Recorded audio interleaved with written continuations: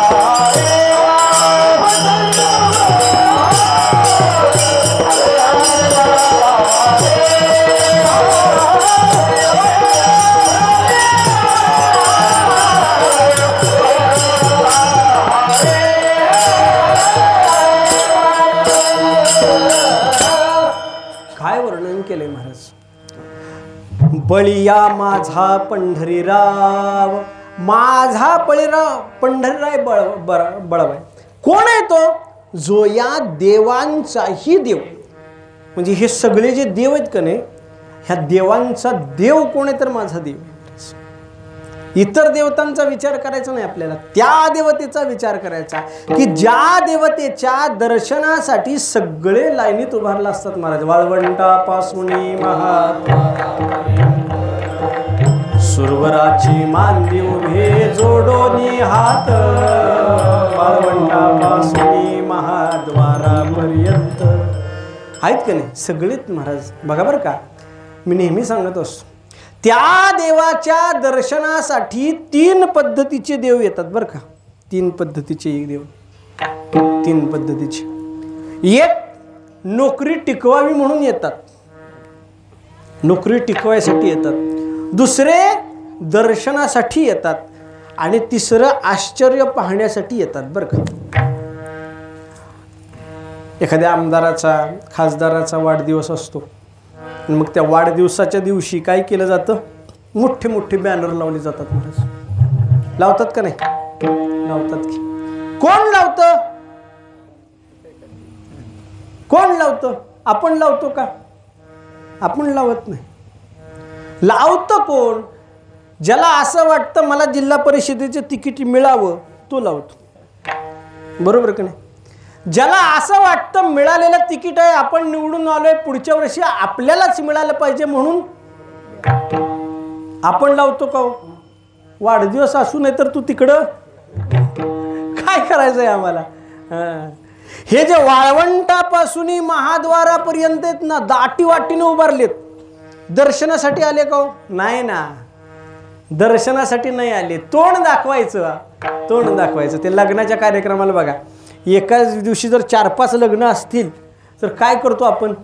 ह्याच्याकडे जातो, ती अक्षता टाकायचं, जेवायचं लांब, पहिल्यांदा त्याच्या वर पित्याला किंवा जो आपला माणूस आहे त्याला भेटायचा, आलोय बरं का, ठणकावून सांगायचं आणि तिथूनच माघारी फिरायचं की लगेच दुसऱ्या लग्नाच्या तिथं हजर. बरोबर? 4 लग्न लावून सुद्धा जेवायला परत घरी का? तोंड दाखवायसाठी गेलो होतो. का? मर्जी राहावी म्हणून, याशिवाय दुसरं काहीच नाही. हे सगळे जे आहेत ना, वाळवंटापासून महाद्वारापर्यंत ते दाटी वाटीनं उभारतात कशासाठी? एकदा देवाने माझ्याकडे बघावं, देवाला कळावं मी आलोय, की मग इथून मी सटकावून आपल्या आपल्या कामाला जावं, संपलं. दुसऱ्या पद्धतीचे देव आहेत महाराज, जे दर्शनासाठी येतात. महाराज दर्शनासाठी येतात. त्याचं वर्णन सुद्धा त्याच अभंगामध्ये केलंय महाराज. रंभादिक नाचती उभ्या जोडोनी हात, बोला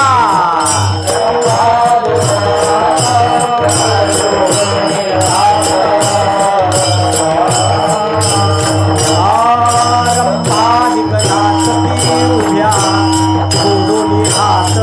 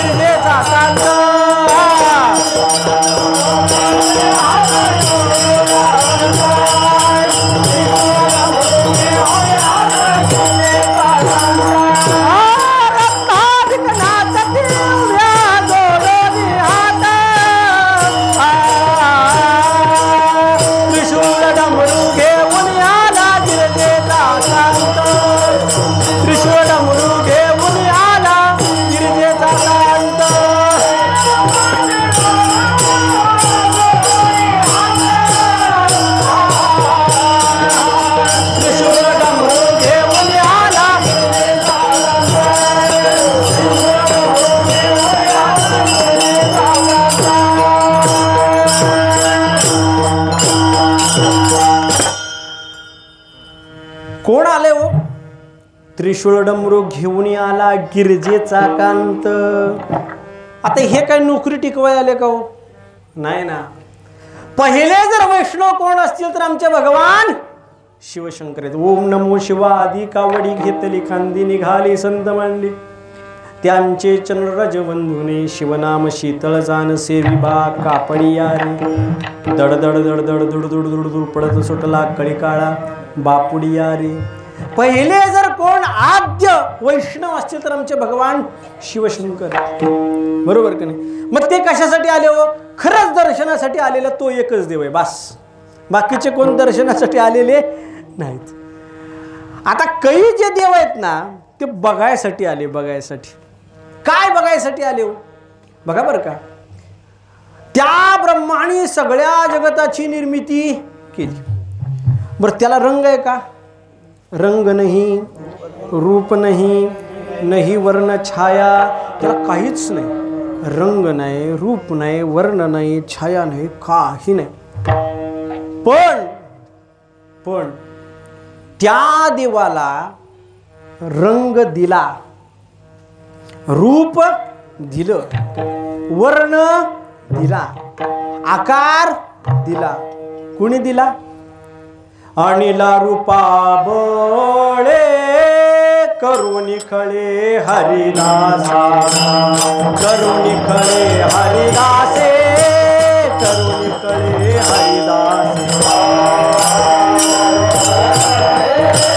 करुणी खळे हरिदासे.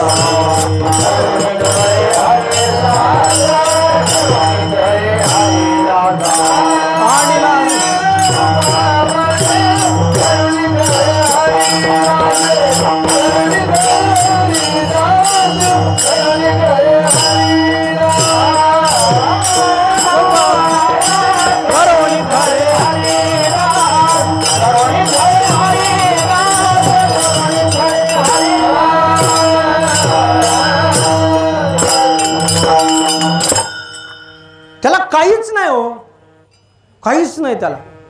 पण आणला रूपा बळे, रूपावर आणला का नाही त्याला, त्याला रंग दिलं. ठाईचा काळा अनादि बहु काळा, तेने वेदा चाळा लावेला देवाए. कानडाव विठ्ठलू कर्नाटकू, तेने मद लावेला वेदू. कुणी आणलं? या भक्तांनी मिळून त्याला आकार दिला. कसा आकार दिला? सुंदर ते ध्यान उभे विटेवरी, समचरण सरोजम सांद्र नीलांबुदाभम जगन निहित पानिम. सगळं त्याला दिलं महाराज. सावळा सुकुमार जैसा, चरणीची नुपुरे वाकी गरजती नभा.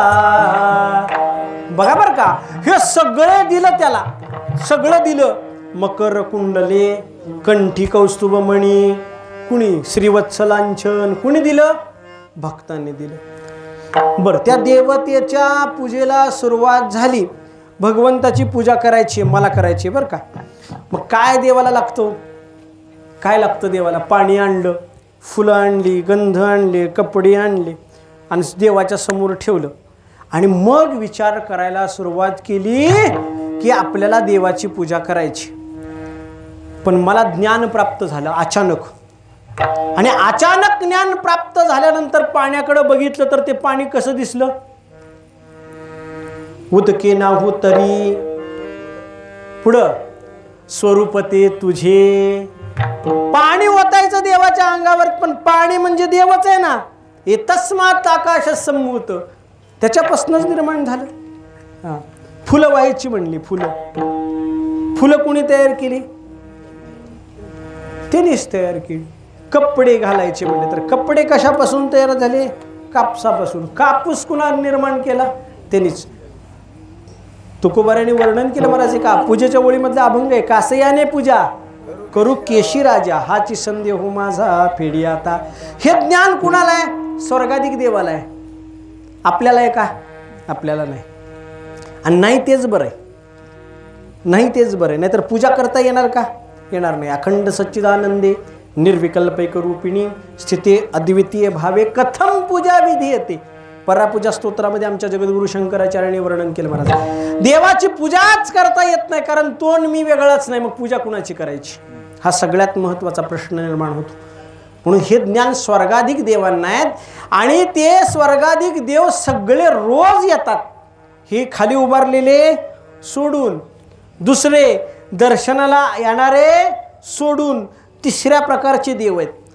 ते वर्ण बघतात की ह्या देवतेला बसण्यासाठी काय केलं जातं? आसन म्हणून अक्षता टाकल्या जातात. बरोबर का नाही? गणपती ठेवायचा आहे, आपली देवाची मूर्ती ठेवायची, खाली ठेवतो का हो? देवाला खाली आसन देतो. आसन कुणाला द्यायचं?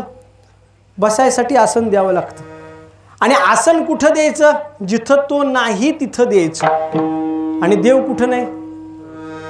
सगळीकडेच आहे देव. पण त्याला बसा म्हणून सांगता येईल का? कशावर बसलाय? त्याच्यावरच बसला. बरोबर की नाही? देवाला प्रदक्षिणा मारायच्यात महाराज, प्रदक्षिणा मारायच्या देवाला. मग देवळाला प्रदक्षिणा आपण मारतो, देवाला प्रदक्षिणा मारतो. मग आपल्या मनामध्ये भावना काय येते की मी देवाच्या भोवती प्रदक्षिणा मारली, देवाच्या भोवती प्रदक्षिणा मारली. पण देव तेवढाच मर्यादित आहे का? हा, देव तेवढाच आहे का? हे विश्वच देव आहे.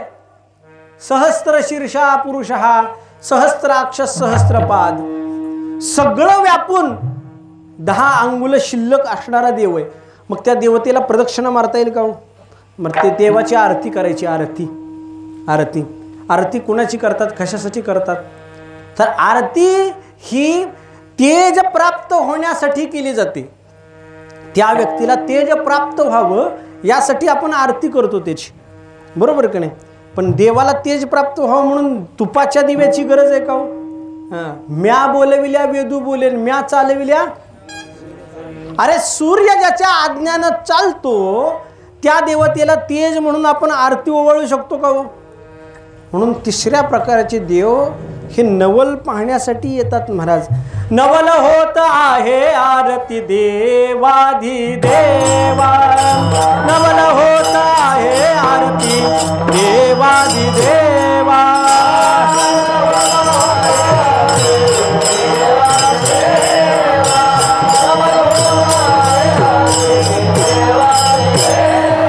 नवल होत आहे आरती देवाधिदेवा, नवल होत आहे आरती देवाधिदेवा.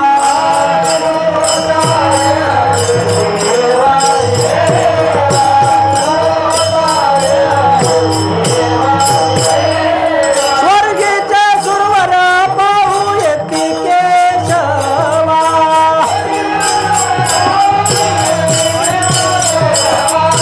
स्वर्गीचे सुरवर पाहू येती केशवा. नवल होत आहे आरती देवाधिदेवा, नवल होत आहे आरती देवाधिदेवा.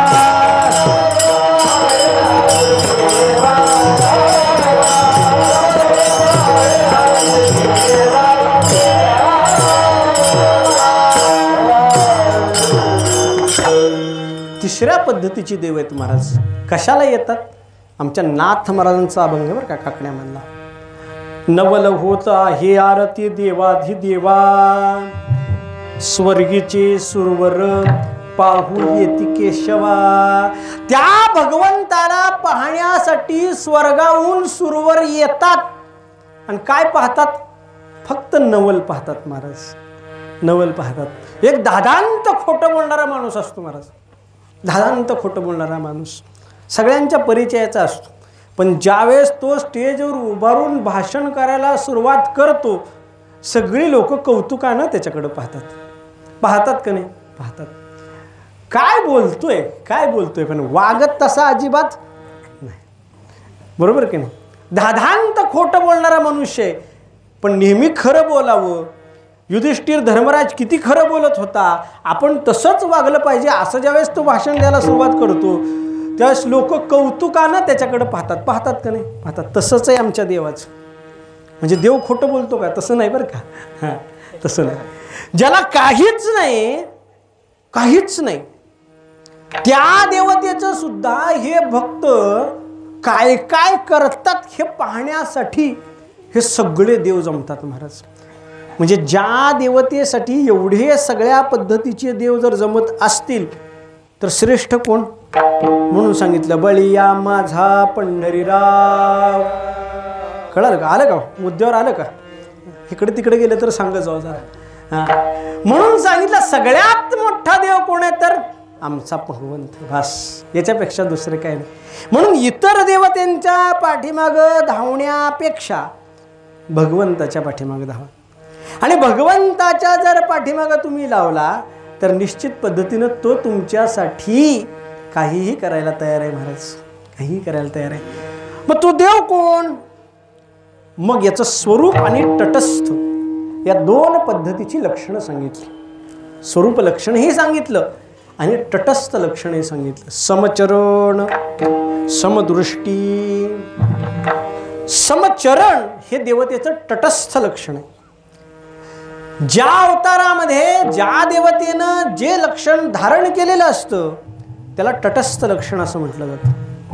आणि अवतार जरी अनेक असले तरी त्या प्रत्येक अवतारामध्ये देव ज्या लक्षणाचा त्याग करू शकत नाही त्याला म्हणायचं स्वरूप लक्षण. स्वरूप लक्षण. एका व्यक्तीनं बघितलं, म्हणजे सागर महाराज कोणते? म्हणले पांढरा शर्ट घातलेले, फेटा नेसलेले सागर महाराज. कीर्तन झालं, हा शर्ट घातला, दुसऱ्या रंगाचा शर्ट घातला, फेटा उतरून काढून ठेवला. ती व्यक्ती माझ्याकडे आली, म्हणले का हो? म्हणले तुम्ही सागर महाराजांना पाहिलं का? मी म्हणलं का हो, काय काम? नाही म्हणले, जरा काम होतं. म्हणलं मीच सागर महाराज. म्हणले नाही, तुम्ही सागर महाराज नाही. म्हणले का? म्हणले सागर महाराज म्हणजे कोण? ज्याचा पांढरा शर्ट आहे, ज्याने भगवा फेटा बांधलाय तो सागर महाराज. मग त्याच्यासाठी मला काय करावं लागेल? त्याच्यासाठी पुन्हा शर्ट बदलावं लागेल, पुन्हा फेटा बांधावं लागेल? गरज नाही, गरज नाही.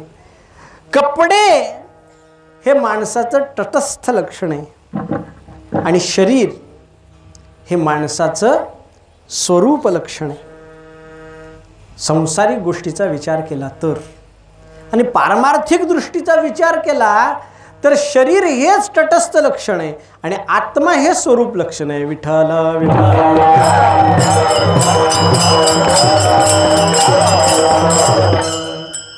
स्वरूप लक्षण कोणतं आहे भगवंताचं? समदृष्टी हे स्वरूप लक्षण आहे. आणि इतर देवतांपेक्षा आमच्या भगवंतामध्ये काय विलक्षण वेगळेपण आहे? तर भगवंत समचरणाने विटेवर उभारले.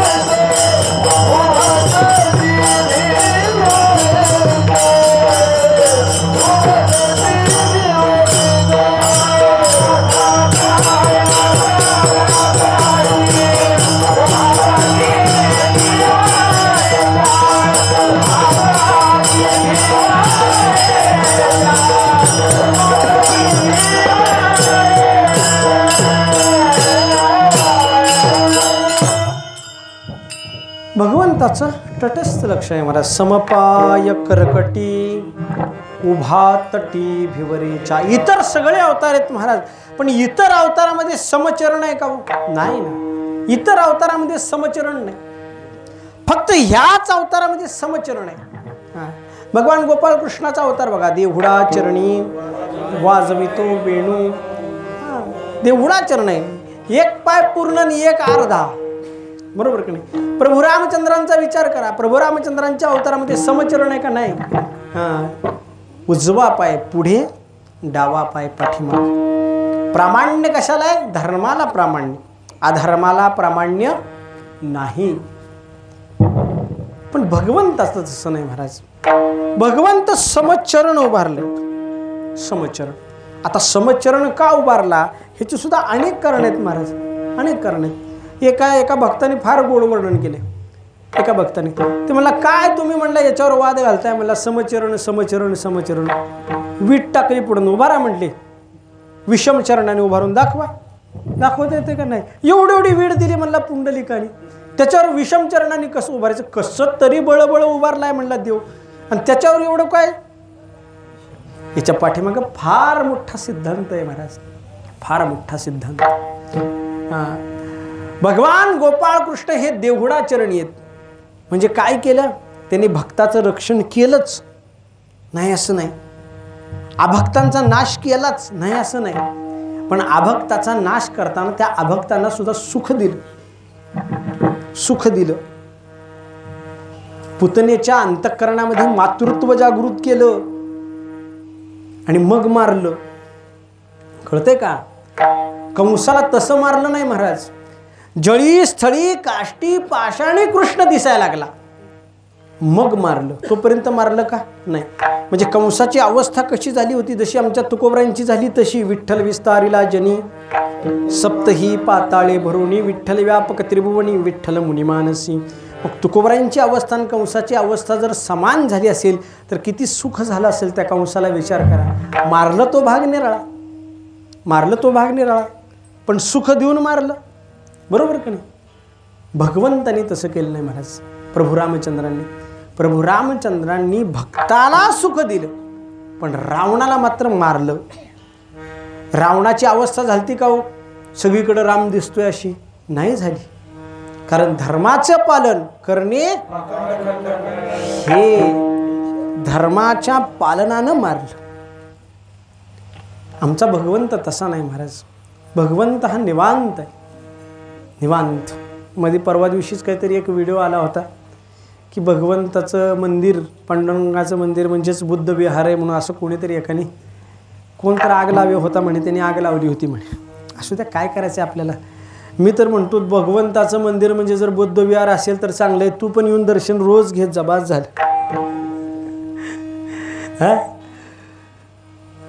भगवंत समचरण उभारलाय आणि समचरण उभारण्याचं सगळ्यात महत्वाचं कारण असे ते म्हणजे आमचे पुंडलिकराय.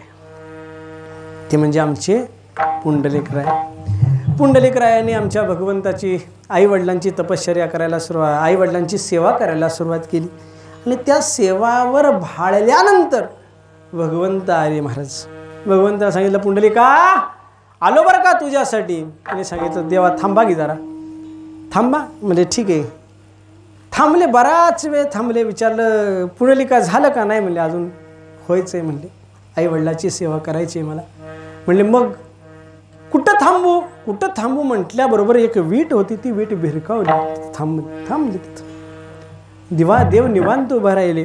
देव उभा राहिल्यानंतर देवाला करमना, कारण देवाला एकट्याला करमत नाही, हे लक्षात ठेवा. देवाला एकट्याला करमत नाही. एकटेची न कंठवेना, एकट्याला न कंठवत म्हणून हे सगळा पसारा निर्माण झाला. देव तिथं उभा राहिले आणि देवाने सांगितलं, मी इथं उभा राहून काय करू, इथं उभा राहून काय करू. तिने सांगितलं, हो म्हणले, आता माझी तर सेवा चालू आहे, मला हलता येत नाही, पण तुझ्याकडे जर एखादा भक्त आला ना तर त्या भक्ताचा उद्धार करण्याचं काम तू कर. तिने सांगितलं, बरं ठीक आहे म्हणले, उद्धार करण्याचं काम करतो, तुझ्या म्हणण्या ऐकतो म्हणले, मी सर्व कामे करी ऐकतो म्हणले, पण येणारा कसा आहे याच्यावर पण बऱ्याच गोष्टी अवलंबून असतात. माझ्याकडे आज 5,000 रुपये आहेत खिशात, आहेत, आणलेत मी, देणार पण आहे, पण मागणारा कोण याच्यावर अवलंबून आहे ना.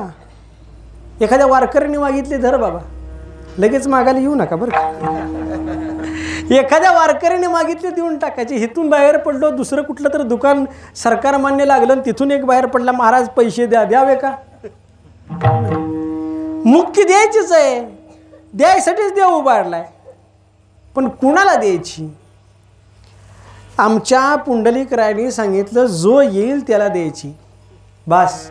मूढ पापी जैसे तैसे, मूढ पापी जैसे तैसे,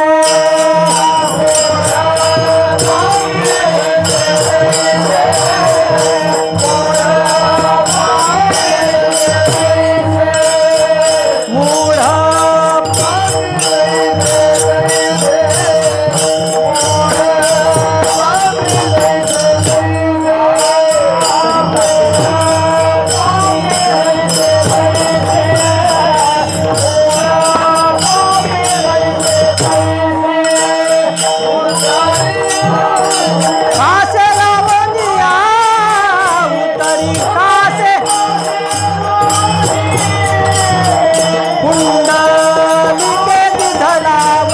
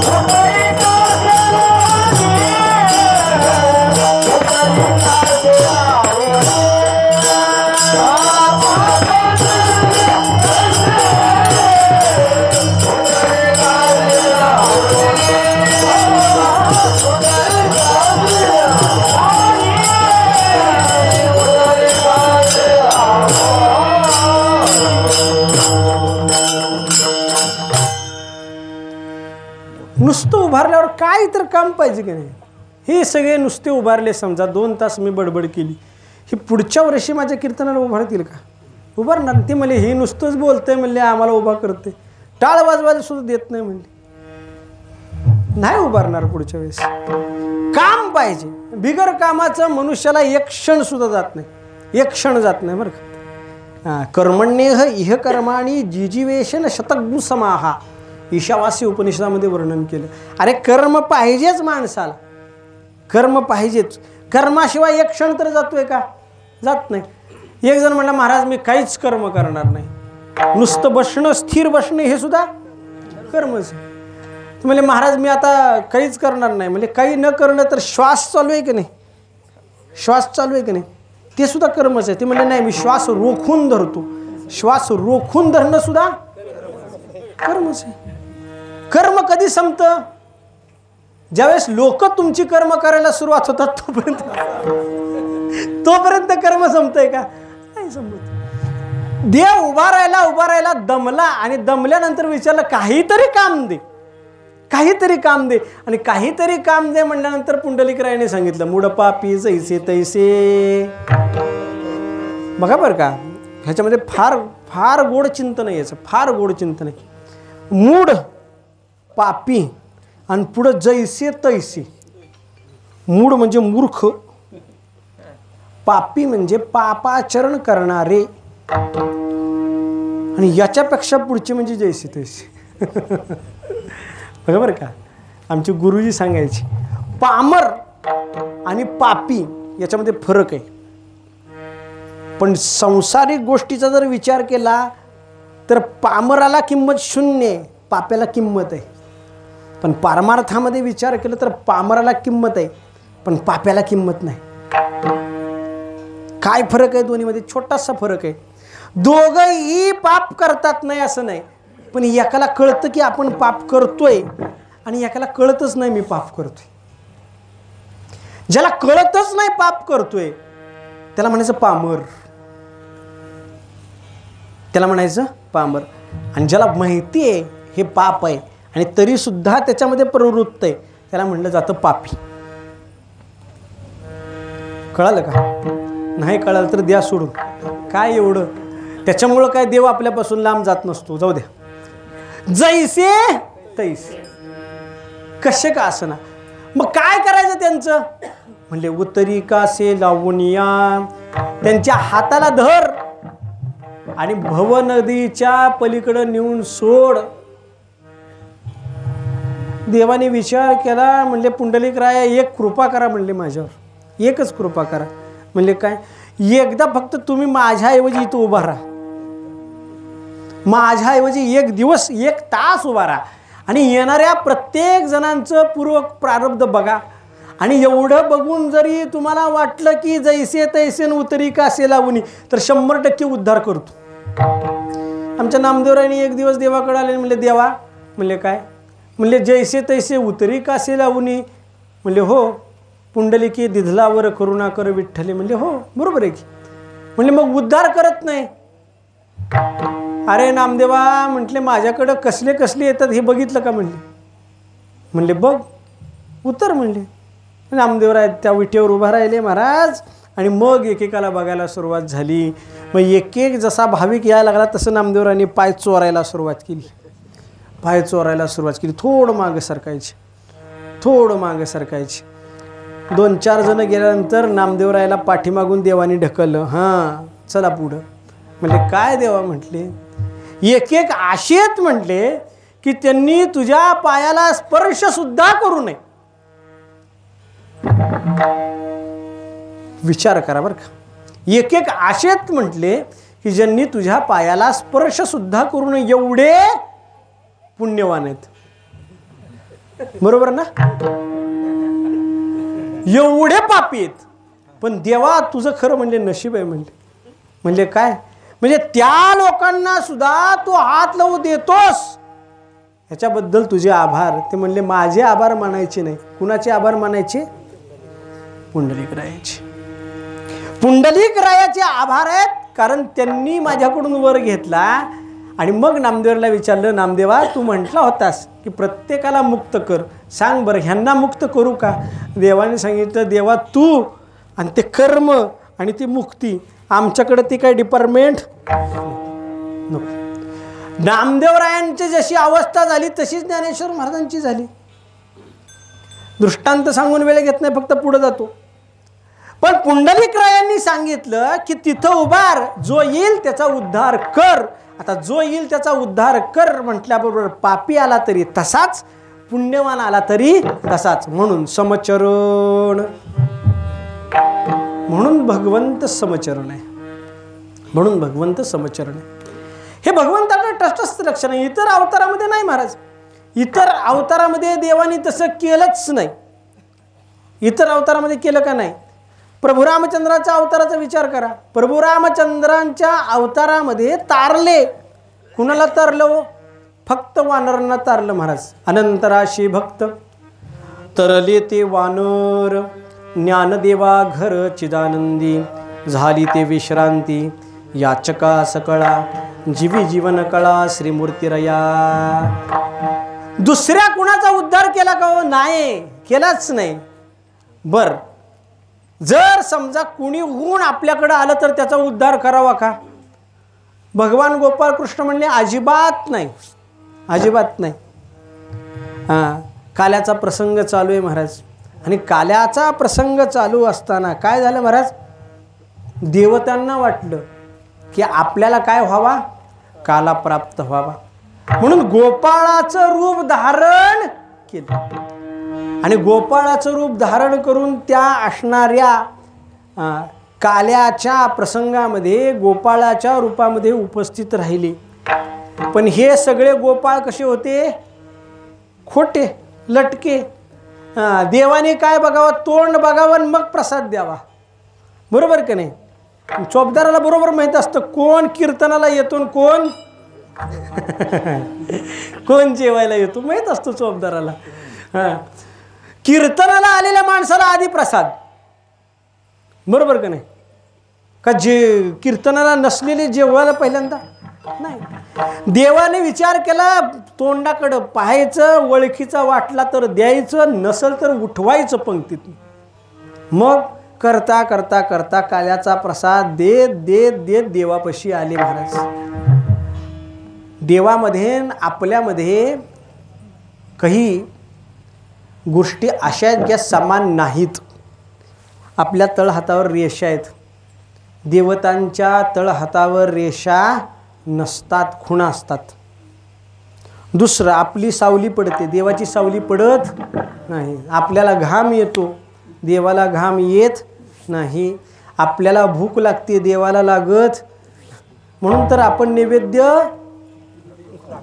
शाबास दाखवतो. जीव घालतो का कधी आपण? नाही. शाबास, आहे की नाही? हां, असा फरक आहे. भगवान गोपाळ कृष्णाने काल्याचा प्रसाद देताना बघितलं तर हातावर रेषा नाही, चिन्ह. ओळखलं ही कोण आहे? देव आहे. आता देव आहे की हो, देव आहे की. पण त्याला सुद्धा उचलून बाहेर काढला महाराज. आणि मग हे सगळे कुठं गेले महाराज? यमुनेच्या डोह्यामध्ये गेले महाराज. काल्याचे निमिषे देव जळी झाले,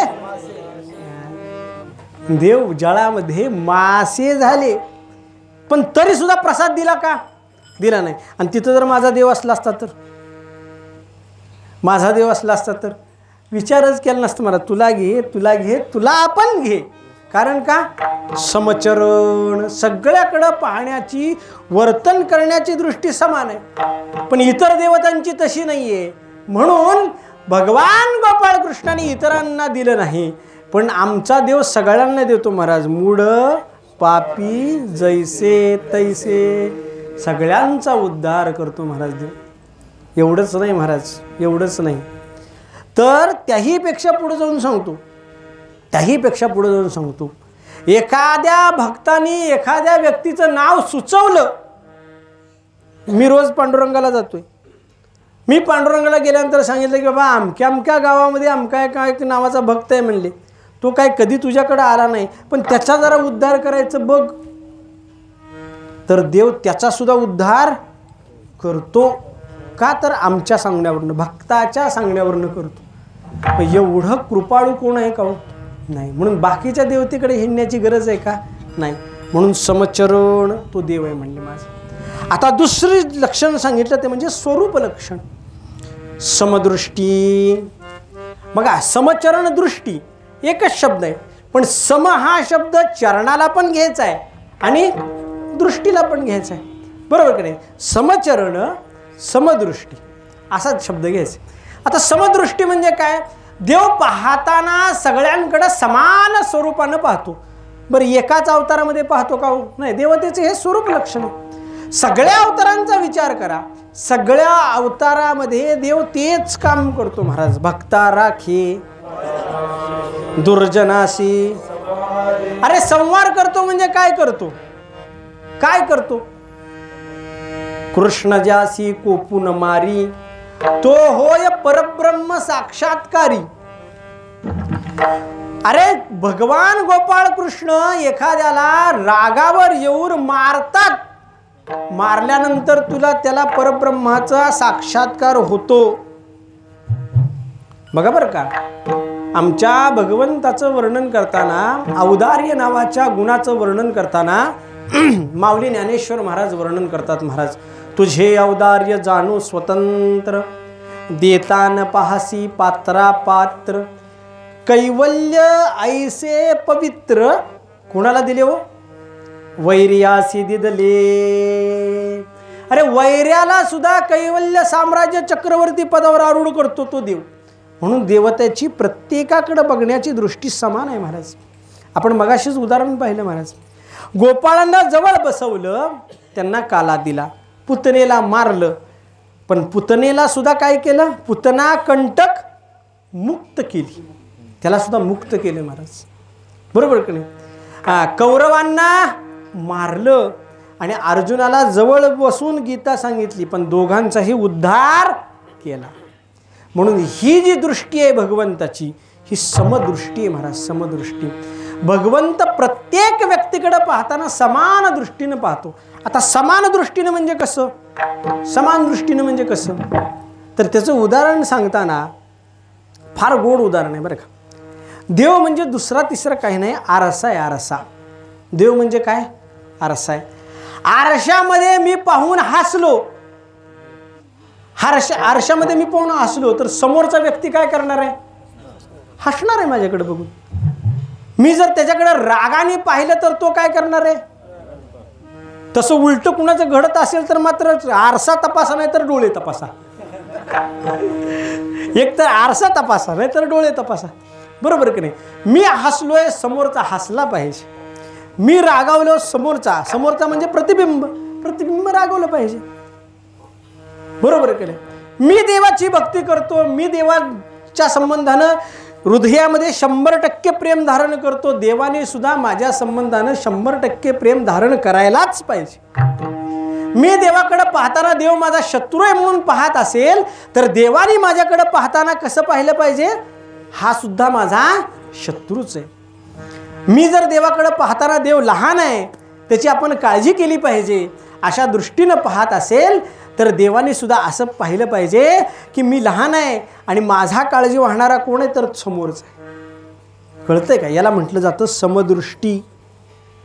जसा तुझ्या अंतःकरणामध्ये देवासंबंधीचा भाव आहे, देव तुला तसाच आहे, यापेक्षा दुसरा काहीही नाही.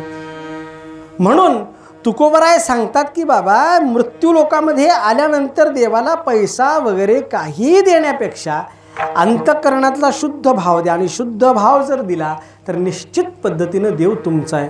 काही न लगे एक भावची कारण, काही न लगे एक भावची कारण, काही न लगे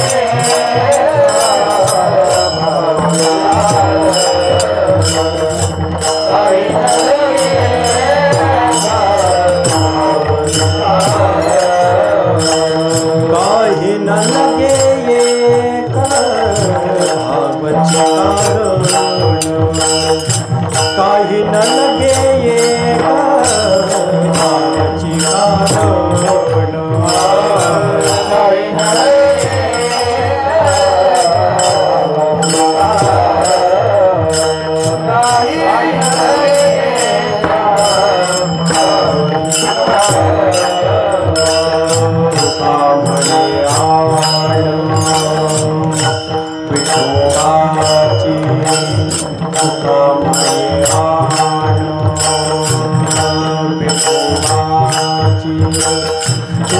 म्हणे आण विठोबाची विठोबाची करिता भरोबाची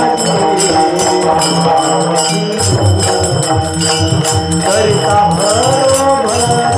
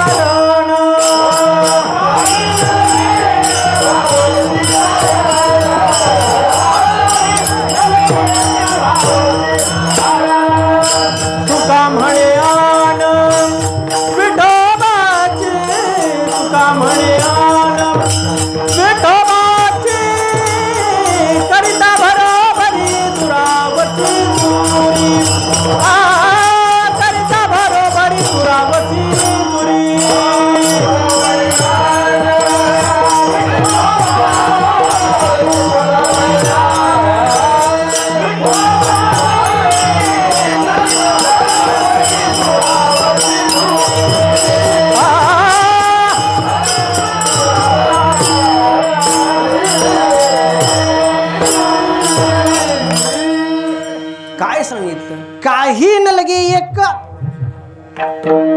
भावाची कारण. अरे एक भाव अंतःकरणामध्ये असला ना बाकीचे कुठलीच गोष्ट देवाला लागत. म्हणून भावयुक्त अंतःकरणामध्ये ज्यावेळेस आपण त्याला शरण जातो संपलं महाराज. तेथे माझी हरी. देव सगळ्या अंतःकरण वृत्ती गोळा करतो स्वतःच्या पायाच्या ठिकाणी ठेवून टाकतो. पण यासाठी काय पाहिजे? फक्त एकच पाहिजे, मनामध्ये शुद्ध भाव, मुखामध्ये त्या देवाचं नामस्मरण आणि हाताने वाजवायच्या विठोबार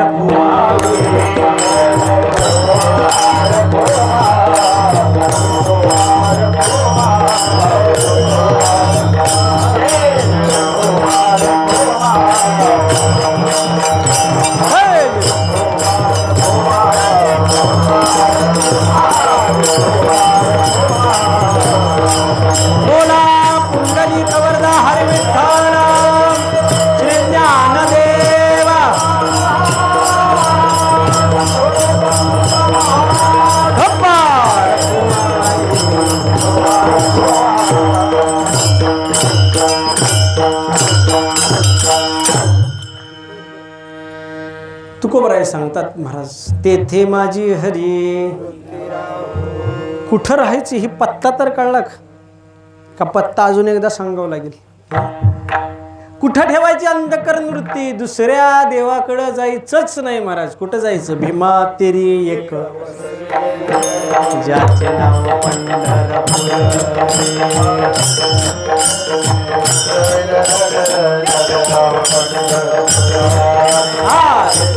काशी चार भुजाची, तेथील मुकाशी चार भुजाची. बायल्या 16,000 रे, बायल्या 16,000 रे. नाचत जाऊ त्याच्या गावा घेऊया, सुख देईल विठावा रे. नाचत जाऊ त्याच्या गावा घेऊया, सुख देईल विसावा रे.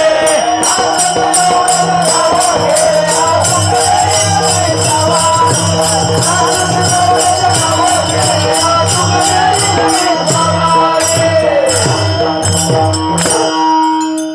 कुठे आहे महाराज? भीमा तिरी एक वसविले नगर. मला चाल घ्यायची नव्हती, सगळे सुटले म्हणलं चला तिथं जायचंय. दुसरीकडे कुठे अंतःकरण वृत्ती ठेवायची नाही. आता सगळ्यात महत्वाचा प्रश्न, मी पंढरपूरला इथून निघाल्यानंतर एक वारकरी समोर आला. म्हणले महाराज तुम्ही पंढरपूरचे? म्हणलं हो पंढरपूरचं. म्हणले एक काम करा. म्हणले काय? माझा नवस आहे. म्हणले काय? की देवाला 101 रुपया वाहील. मग तुम्ही एक काम करता का? म्हणलं बोला. हा माझा 101 रुपया देवाच्या पायाजवळ ठेवा. काय सांगितलं? हे माझे पैसे देवाच्या पायाजवळ ठेवा. त्यांनी माझ्या हातात दिले, मी खिशात घातले. दुसऱ्या दिवशी उठलो, आंघोळ केलो, देवाच्या दर्शनाला गेलो, पैसे काढले, देवाच्या चरणाच्या ठिकाणी ठेवले, नमस्कार केला, बाहेर पडलो. काय केलं? पैसे देवाच्या पायाजवळ ठेव. आता तुकोबारा इथं काय सांगतात? तेथे माझी हरी वृत्ती. चला बरं, सगळ्यांनी आपापल्या वृत्त्या द्या माझ्यापाशी. सगळ्या अंतःकरण वृत्त्या गोळ्या करा, एक मोठं गाठोडं तयार करा, ते गाठोडं माझ्यापाशी द्या. मी सगळ्यांच्या अंतःकरण वृत्ती देवाच्या चरणाच्या ठिकाणी ठेवतो. जमतंय का? अंतःकरण 4 गोष्टीनं बनलंय. काय काय? पहिलं मन, दुसरं बुद्धी, तिसरं चित्त, आणि चौथं सगळ्यात मोठा महाराज मी. आता हे मन असं आहे महाराज, इथं बसलाय तुम्ही, पण इथं आहात का? काही सांगता येत नाही महाराज. मन चंचल चपळ, जाता येता न लगे वेळ. तुमचं आमचं सोडून द्यावं, तुमचं आमचं काहीच नाही. का काही नाही? कोण तुम्ही? कोण तुम्ही? कुणीच नाही, शून्य आहे तुम्ही. कारण तुमच्या गेल्यानंतर 4 लोक जमणार आणि त्याच दिवशी फक्त फुलं टाकणार तुमच्या अंगावर, संपलं. ह्यानंतर काय? तुमचं काय आणि माझं काय सेमच. नाहीतर महाराज कोण काय मोठा आहे नाही, महाराज सुद्धा असंच आहे. त्याच दिवशी अंगावर फुलं पडणार, परत जी फोटो उचलून वर टांगला जाणार. मग हिकडनं कोळी फिरला काय आणि हिकडनं पाली फिरल्या काय, काय आहे का देणं घेणं? काही कोणाला नाही, आपण कुणीच नाही. पण ज्याचा सखा भगवान गोपाळ कृष्ण, ज्याचा सखा भगवान गोपाळ कृष्ण, की ज्यांनी एकदा गीता ऐकली आणि लगेच त्याच्या अंतःकरणामध्ये एवढं प्रखर वैराग्य निर्माण झालं की नष्टो मोह स्मृतिर्लब्ध्वा. किती? एकदाच ऐकली बरं का. आम्ही दररोज एक अध्याय वाचतो, एकादशीला पारायण करतो, तरीसुद्धा कधीही अंतःकरणामध्ये नष्टो मोह आलाय का? नाही. जर वाचत असताना कुणी एखादा व्यक्ती आला आणि खडी साखर जरी ठेवली समोर खडी साखर जरी ठेवली तर आम्ही विचार करतो अध्याय कधी संपतो आणि कधी खडी साखर खातो. कसला नष्टो मोह होतंय का? नाही होत. तो अर्जुन बरं का, की ज्यांनी एकदाच गीता ऐकली त्याला कळली, तो भगवान गोपाळ कृष्णाच्या समोर उभारलाय आणि देवाला काय सांगतोय? चंचल ही मन कृष्ण. देवा हे मन कसं आहे? कोण म्हणतंय? बघा बरं का, म्हणतंय कोण, याला किंमत आहे. मी म्हणलं मन चंचल आहे, कोण विचारतंय तुला? कोणी विचारत नाही. पण अर्जुन म्हणतोय मन चंचल आहे आणि कुणासमोरून उभारून विचार म्हणतोय?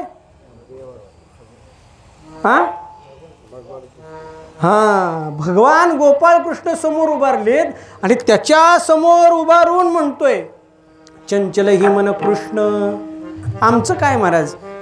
आम्ही देवाला दर्शनासाठी जरी गेलो तर देवाच्या मुखमंडलाकडे आम्हाला पाहू वाटत नाही. का पाहू वाटत नाही?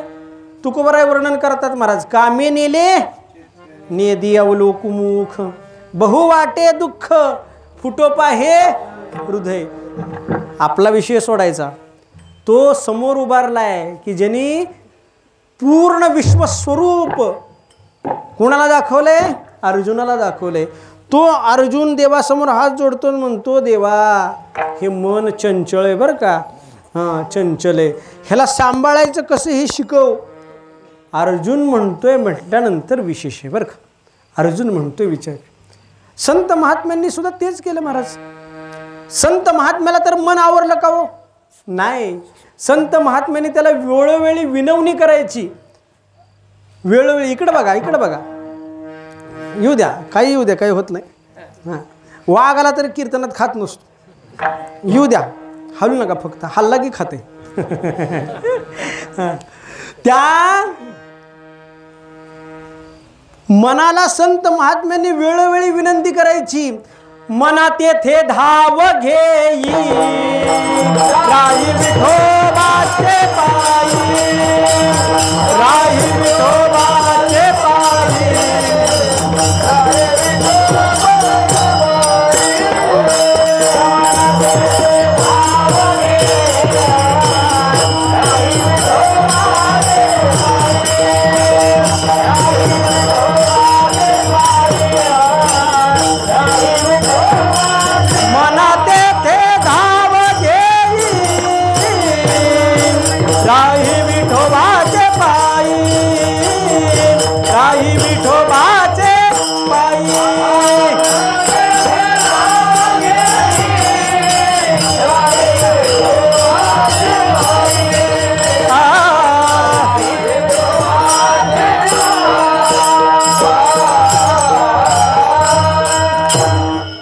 कुणाचा अभंग आहे?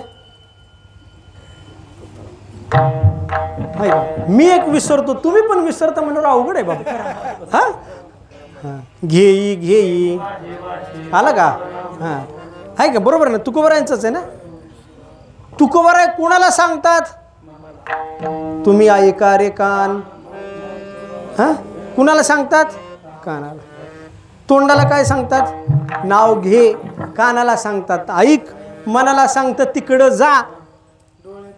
डोळे तुम्ही घ्या रे सुख, पहा विठोबाचे मुख. डोळ्याला सांगतात बाकीच काय बघू नको रे बाबा, त्याला बघ. माऊली ज्ञानेश्वर महाराज ते करतात.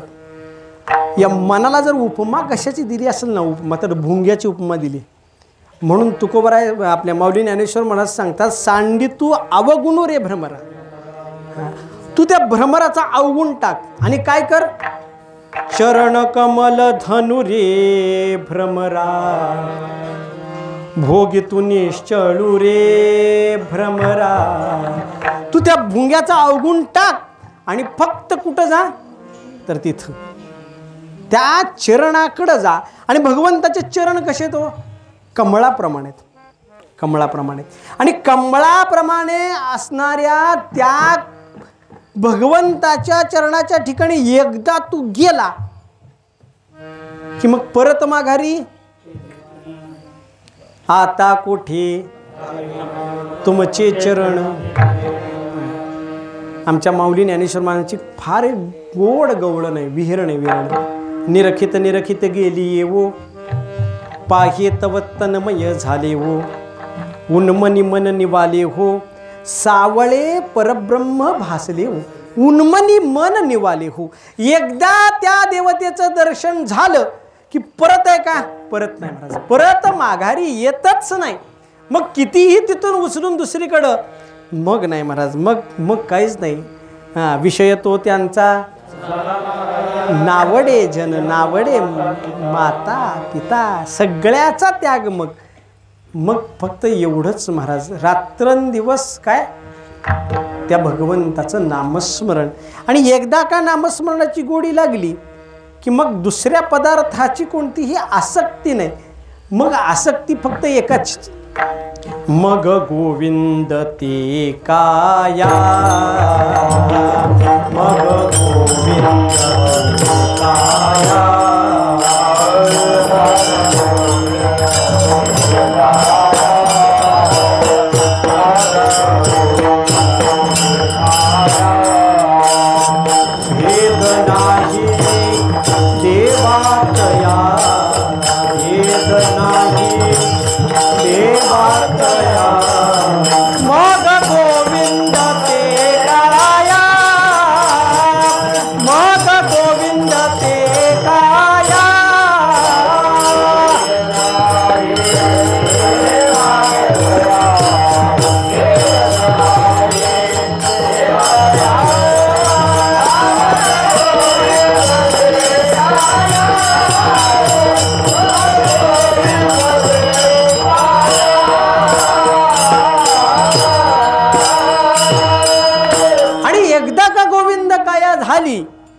गोविंद स्वरूपता प्राप्त झाली की मग संसारिक पदार्थ सगळे त्याज्य.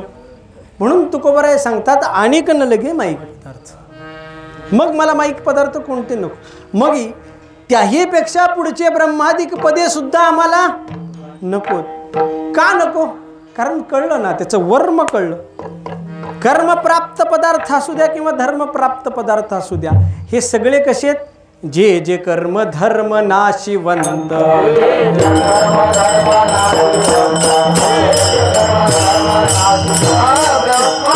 तुका म्हणे त्यांचे कळले मावर्म.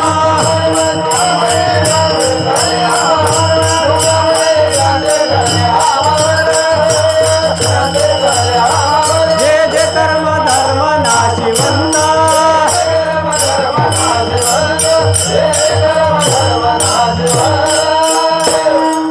संपलं. महत्वाचं काय? समचरण समदृष्टी तेथे माझी हरिवृत्ती राहो. कळलं? ज्ञानेश्वर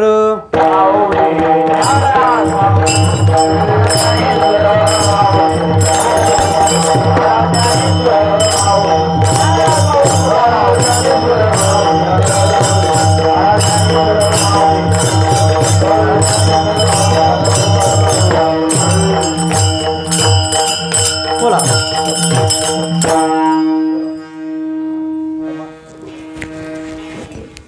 सर मग